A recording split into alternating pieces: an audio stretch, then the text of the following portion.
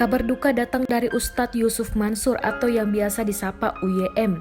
Ustadz Yusuf Mansur membagikan kabar duka setelah Ustadz Saifuddin Zuhri meninggal dunia saat sedang menjadi imam sholat subuh. Kabar duka ini dibagikan Ustadz Yusuf Mansur di akun Instagramnya @yusufmansurnew.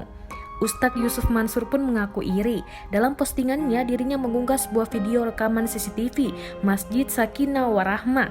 Dalam rekaman video tersebut, terlihat sejumlah jemaah tengah menunaikan salat subuh berjamaah.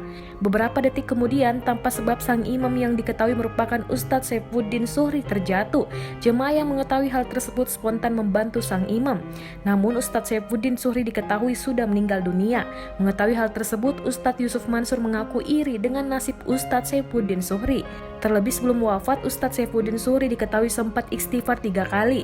Ustadz Yusuf Mansur pun berharap kelak dirinya dapat meninggal dunia layaknya Ustadz Saifuddin Zuhri yang diyakini wafat dalam keadaan husnul khotimah.